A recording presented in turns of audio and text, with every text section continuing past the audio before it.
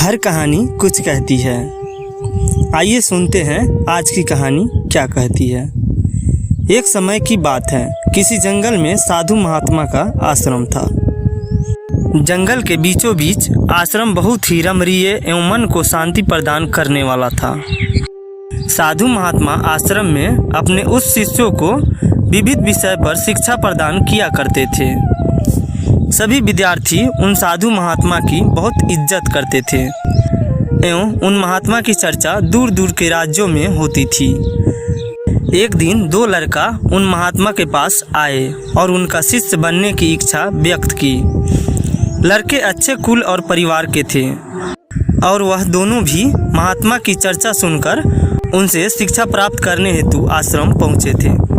महात्मा ने सोचा कि इन्हें शिष्य के रूप में स्वीकार करने से पहले एक छोटी सी कसौटी की जाए और उन्होंने उन दोनों आश्रम के कमरे में रखे मिट्टी के कबूतर लाने को कहा। दोनों कबूतर बहुत ही सुंदर थे तथा उन पर विशिष्ट प्रकार की कलाकृति की गई थी जिससे वह बेहद चमक रहे थे। महात्मा ने एक एक कबूतर दोनों लड़कों के हाथ में दे दिए और उनसे कहा, आपको आपके हाथ में दिए दोनों कबूतरों को तोड़नी है। लड़का को लगा यह तो बहुत ही आसान काम है और इससे क्या शिक्षा हासिल होगी और इससे गुरुजी क्या कसौटी करेंगे। किंतु गुरुजी ने उनके सामने एक शर्त रखी, आपको इन कबूतरों की गर्दन तभी तोड़नी है जब आपको कोई देख न रहा हो।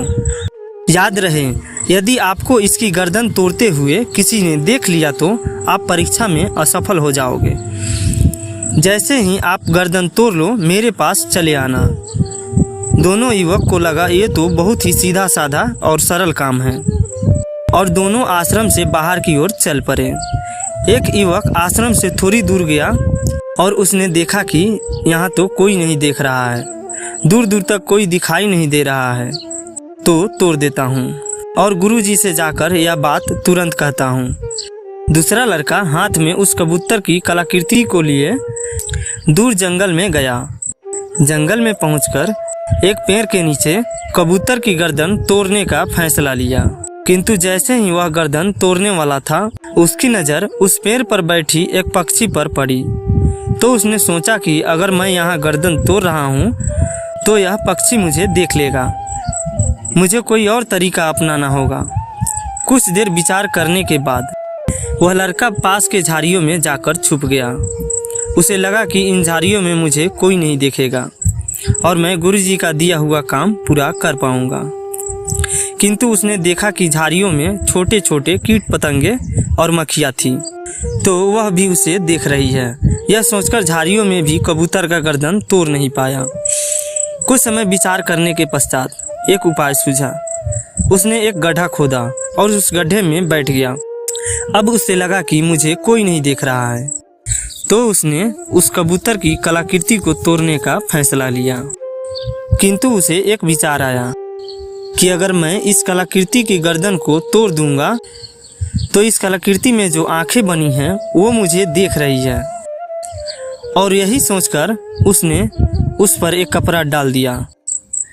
जैसे ही वो उसकी गर्दन तोड़ने को हुआ, ख्याल आया कि मेरी आंखें तो देख रही है इस कबूतर की गर्दन तोड़ते हुए, तो उसने अपनी आंखें भी बंद कर ली।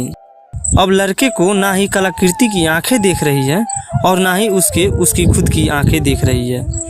और जैसे ही गर्दन तोड़ने को हुआ, मानो उसके अंदर से आवाज़ उठी, अरे मैं तो देख रहा हूँ। और वो आवाज़ उसके हृदय की थी, मैं तो देख रहा हूँ। अब वह लड़का पूर्णतः समझ गया कि गुरुजी की कसौटी किस शिक्षा की तरफ इशारा कर रही है। वो लड़का उस कबूतर की कलाकृति को लेकर गुरुजी के पास पहुंचा और उनसे कहा, क्षमा कीजिए गुरुजी, मैं आपकी दी हुई कसौटी को पूरा नहीं कर पाया क्योंकि हर समय कोई न कोई मुझे देख रहा था। अंत में मुझे आभास हुआ कि अगर बाहरी दुनिया नहीं देख रही है तो मेरे भीतर की बैठी हुई अंतरात्मा तो मुझे देख रही है ना। इसी कारणवश गुरुजी मैं आपकी कसौटी को पूरा नहीं कर पाया। इस बात के लिए मैं आपसे क्षमा प्रार्थी हूँ। गुरुजी ने कहा, नवयुवक, तुम इस कसौटी में असफल नहीं किंतु पूर्ण तरह सफल हुए हो और यही शिक्षा के माध्यम से मैं आप दोनों को देना चाहता था।